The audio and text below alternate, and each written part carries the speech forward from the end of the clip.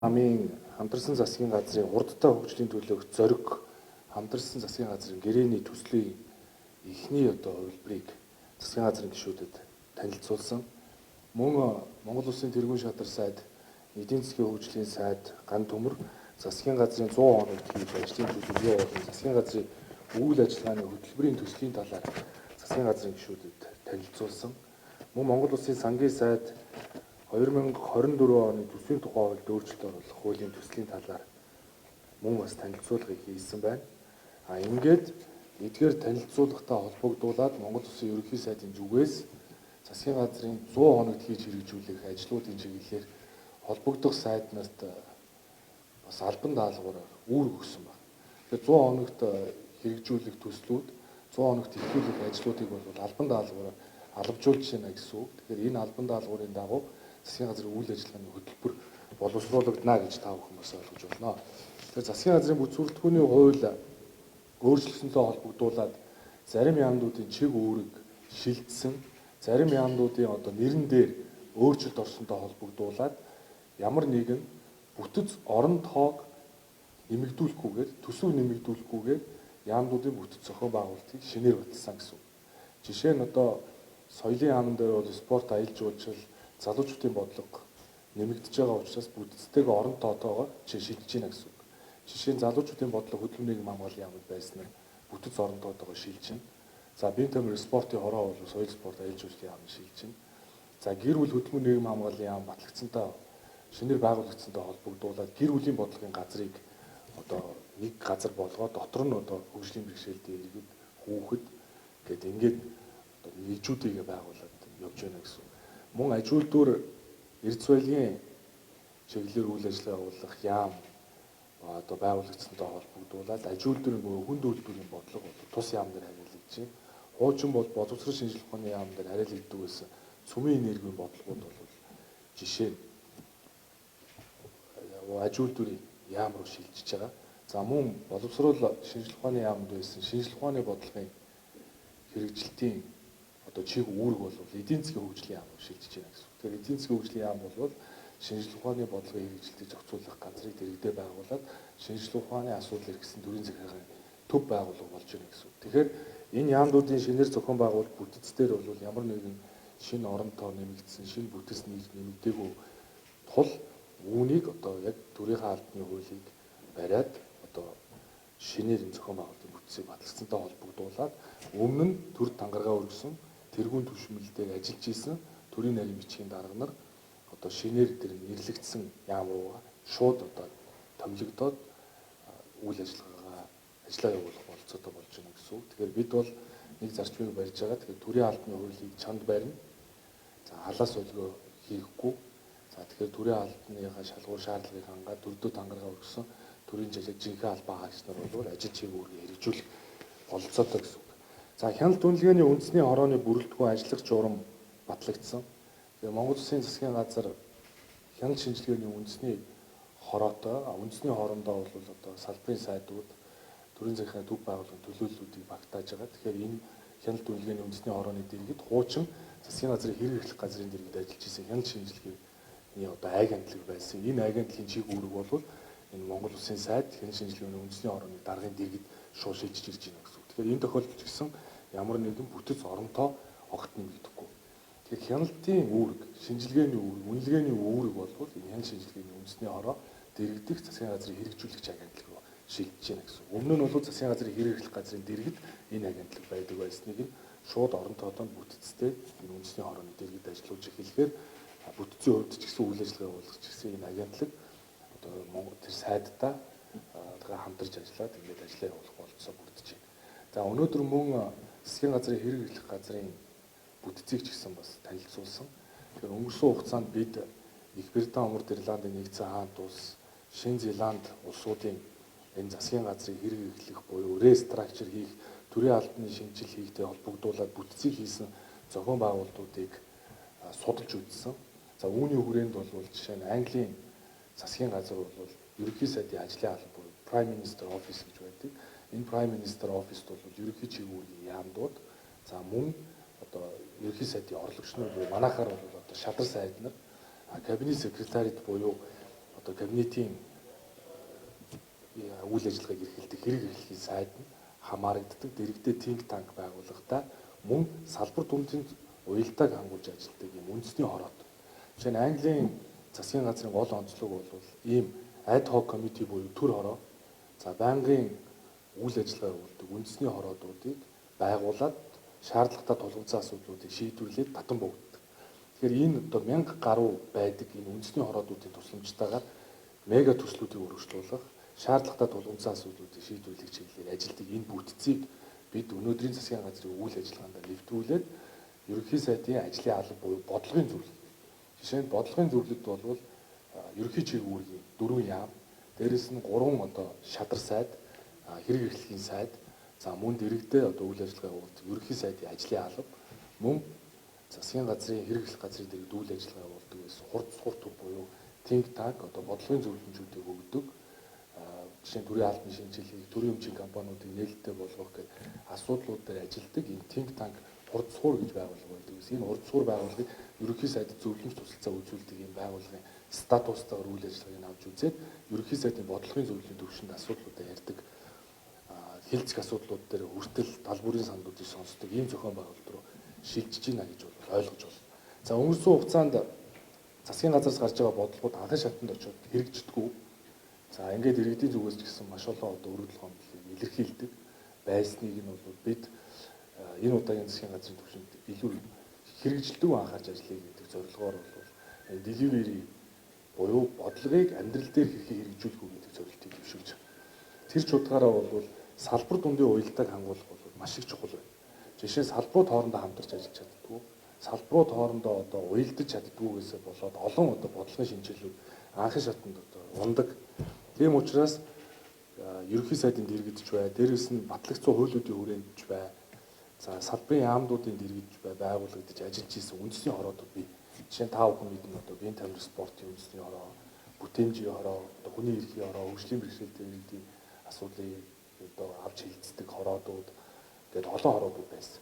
За зарим нь бол хуультай. Жишээ нь залуучдын хөгжлийг дэмжих тухай хуулиар бол залуучдын үндэсний зөвлөл ажилтдаг. Гендерийн үндэсний хороо бол хуультай гэдэг. Ингээд энэ үндэсний хороодуудыг шинжилэн зохион байгуулах ажлыг эхлүүлж байгаа.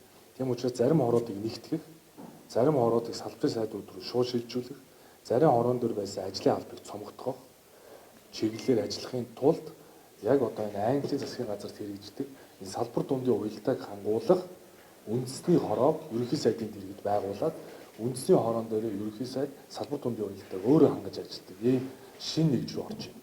Тэгэхээр өнөөдрийн засгийн газрын хуралдаан дээр Алсын хараа 2050 салбар дундын уялдааг хангах үндэсний хороог байгуулах тогтоолын төслийг батлалаа. Тэгэхээр энэ үндэсний хороо бол өөрөө Алсын хараа 2050 бол их хурлаас батлагдсан урт хугацааны бодлого. Шин сэргэлтийн бодлого бол дунд хугацааны бодлого. Энэ бол ямар нэгэн намын хөтөлбөр биш. Энэ бол төрийн эрх барих дээд байгууллага баталсан одоо урт хугацааны бодлого. Тийм учраас урт хугацааны бодлого дээрээ хэмжүүрийг нь тавиад үнэлдэг механизм руу бид нэр явах хэрэгтэй. Тийм учраас Алсын хараа 2050 гэсэн энэхүү урт хугацааны бодлого амьдрал дээр хэрэгжиж байна уу? Аль салбарууд дээр одоо хатаа саад байна уу гэдгийг шийдэх зорилгоор ерөнхий сайд цаашдаа бол зөвхөн салбар дундын уялдааг хангах үндэсний хороог л өөр ахлаа. Ингээ үүн дээр одоо холбогдох сайд нарыг оруулсан.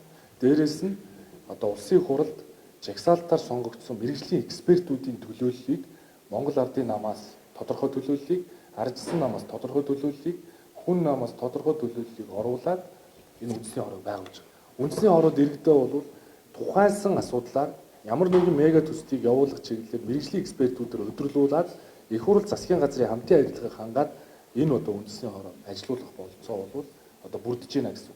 Тэгэхээр энэ салбар дундын уялдааг хангах үндэсний хороо бол дэргэдээ төр хороо, дид хорооны тусламжтайгаар, ажлын хэсгүүдийн тусламжтайгаар асуудлуудыг одоо хийж хэрэгжүүлээд явах бүрэн болцоо бол бүрдэж байна. Энэ бол одоо Европод одоо өргөндийн орнуудад бол ad hoc committee гэж зарим нэрлэдэг, зарим нь бол одоо professional body гэдэг ийм нэрээр авч явдаг. Тэгэхээр энэ одоо нэгжүүдийг байгуулснараа бид нэр асуудлуудыг шууд хэрэгжүүлэх, цаашлаад энэ асуудлуудыг үнэлэх болцоо бол одоо бүрднэ гэсэн. Энэ салбар дундын уялдааг хангах үндэсний хороо цаашдаа биднэрт хэрхэн одоо ажлын төг уялдуулах тусалцаа үзүүлэх вэ гэхээр 3 нам энэ хамтарсан засгийн газарт ажиллаж байна. 3 нам бол гуруула 24 оны Улсын их хурлын сонгуул мөрийн хөтөлбөрүүд дэвшүүлж байгаа болсон. Энэ мөрийн хөтөлбөрүүд дээр хэд хэдэн судалгааны байгууллага судалгаа хийгээд үзэхэд арга хэлбэр зорилтууд нь одоо арга хэлбэрүүд нь төлөвлөгөөнүүд нь өөр хэдий ч зорилтууд нь бол нэг зүг рүү харж байгаа. Жишээ нь амьдралын чанарыг сайжруулах, эдийн засгийн өсөлтийг нэмэгдүүлэх, төр хувийн хөгжлийн түншлэлийг одоо хэрэгжүүлэх, мэрэгжлийн байгууллага төрийн зарим чиглэл үүргүүдийг шилжүүлэх.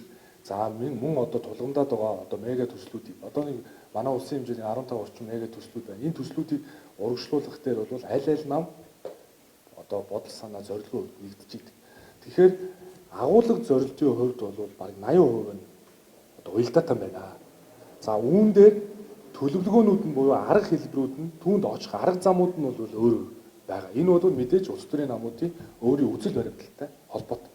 Тийм учраас энэ салбар дундын уялдаа хангах үндэсний хорооны тусламжтайгаар бол цаашдаа манай одоо энэ хамтарсан засгийн газарт ажиллаж байгаа 3 нам мөрийн хөтөлбөр хэрэгжүүлэх бололцоог бол энэ үндэсний хороогоор дамжуулж хангах зорилгоор ажиллаж байна.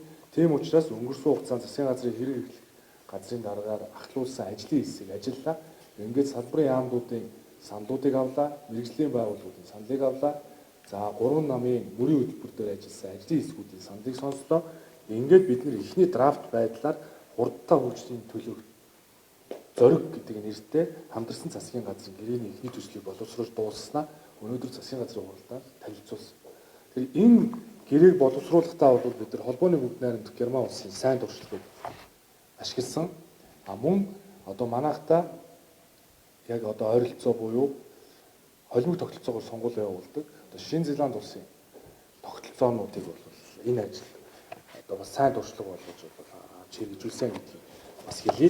Тэгэхээр өнөөдөр хурдтай хөгжлийн төлөөх зориг хамтарсан засгийн газрын гэрээг засгийн газрын гишүүдэд танилцуулсан.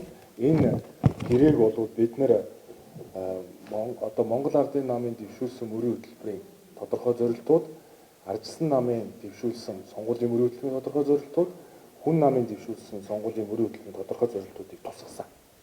За жишээ нь энэхүү гэрээнд оролцогч 3 тал буюу 3 нам мөрийн хөтөлбөрүүдэд туссан нийтлэг зорилтуудаас гадна Монгол Ардын намын мөрийн хөтөлбөр туссан нийгмийн бодлогын шинжилгээ, нийгмийн бодлогын реформ, бүсчилсэн хөгжлийн бодлого, авилгагүй төр шударга ёсыг бэхжүүлэх цахим засаглал, мөн эхлүүлсэн томоохон төслүүдийг урагшлуулах зорилтуудыг удирдлага болгосон.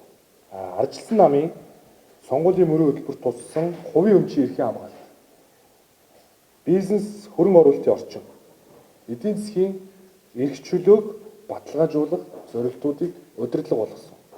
Хүн намын сонгууль дэвшүүлсэн мөрийн хөтөлбөрт туссан эрчим хүчний салбарын либералчлал, боловсролын салбарын реформыг хэрэгжүүлэх зорилтуудыг удирдлага болгоод 5 бүлэгтэй гэрээг өнөөдөр боловсруулснаа танилцуулж байна. Тэгэхээр энэ 5 бүлэгтэй мөрийн хөтөлбөрт бол эхлээд бол сорилтуудыг тодорхой тусгасан байна. Биднэрт жишээ дэд бүтцийн хүрээнд ямар асуудлууд байна вэ? Эрчим хүчний одоо хангалтгүй байгаа байдал. За мөн одоо энэ мега төслүүд зарим нь одоо бас гэрээний янз бүрийн маргаантай байгаа асуудлууд. За мөн нийслэл Улаанбаатар хотын хэмжээнд тулгараад байгаа түгжрэл агаарын бүрхэмтэл утааны асуудлууд. За мөн одоо энэ бүсчилсэн хөгжлийн зорилтуудыг дэвшүүлсэн учраас бүс болгон өөрийн хөгжлийн зорилтоод дэлгэж тавих чиглэлээр бүсүүдэд ямар одоо хөгжлийн концепцийг барих вэ гэдэг энэ зорилтууд гээд засгийн газрын тэргүүлэх чиглэлүүдийг бид нэр энэ одоо гэрээнд тусгаж өгсөн гэж ойлгож байна. Тодорхойлбол гэр бүл хүн амын бүлгүүдийн онцлогт нийцсэн бодлогыг тэргүй ээлжин тавина. За үүний дараа үндэсний сүрэн дэвсгэрийг чадах ба олон улсын нөхцөл байдал, геополитикийн нөхцөл байдал. За эдийн засгийн өсөлт буюу одоо өнгөрсөн хугацаанд бол явуулсан арга хэмжээнүүдийн үндсэн дээр эдийн засгийн өсөлт хангагдсан хэдий ч макро түвшний өсөлтийг хэрхэн микро түвшинд өрхүүдэд оруулах уу гэдэг дээр бол бид нэр үнэлгээ дүгнэлт хийгээд эдийн засгийн өсөлтийг өрх бүрт хүргэх гэсэн энэ одоо зорилтыг жишээ нь Монгол Ардын намын мөрийн хөтөлбөрт туссан, Ардчилсан намын мөрийн хөтөлбөрт туссан, Хүн намын мөрийн хөтөлбөрт туссан энэ зорилтуудыг оруулсан. Мөн эдийн засгийн өсөлтийг хангуулсны үндсэн дээр ажлын байрыг нэмэгдүүлэх, ядуурлыг бууруулах зорилтуудыг тухайлан бүлэг болгож авч үзсэн. Мөн байгаль орчин уур амьсгалын өөрчлөлтийн бодлогууд, за мөн засаглалын бодлогууд, Улаанбаатар хот нийслэлийн тулгымцсан асуудал, 20 минутын хот концепцийг хэрхэн шийдвэрлэх вэ гэдэг дээр 5 бүлэгт одоо хуваарлаа авч үзсэн. Энэ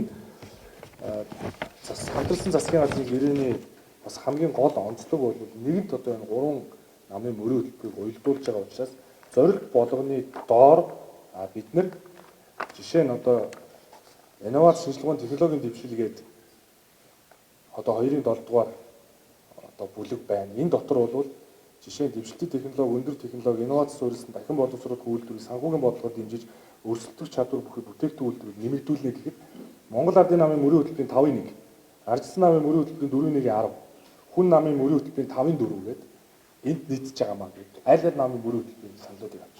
Тэгээ ерөөс нэг гол зүйл бол 2024 оны сонгуулийн нэг онцлог бол үндсэн хуулийн нэмэлт өөрчлөлтийн дараа сонгуулийн шин тогтолцооны дараа 126 гишүүнтэй парламент бүрдсэн. Тэгэхээр энэ сонгуулийн холимог тогтолцооны гол онцлог бол өөрөө санал гээгдэхгүй байх зарчим. Тэгэхээр санал гээгдэхгүй байх буюу ардчилсан намд өгсөн иргэдийн санал бол мөрийн хөтөлбөрийн дэмжсэн. Хүн намд өгсөн иргэдийн санал бол мөн хүн намын мөрийн хөтөлбөрийн дэмжсэн. Тэгэхээр тэдгээр намуудад өгсөн иргэдийн саналыг гээхгүй байхын үндсэн дээр мөрийн хөтөлбөрүүдийг энэ гэрээндээ тусгаж өгч байна гэсэн. Тэгэхээр үүнтэй холбогдуулаад бид нэр одоо засгийн газрын үйл ажиллагааны хөтөлбөрийг боловсруулна. Мэдээж Монгол Улсын эдийн засгийн хөгжлийн яам болоод засгийн газрын үйл ажиллагааны хөтөлбөрийг боловсруулах хуультай. Тийм учраас өнөөдөр тэргүүн шадар сайдын зүгээс засгийн газрын үйл ажиллагааны хөтөлбөрийн эхний төслийг энэ гэрээндээ үндэслээд танилцуулсан.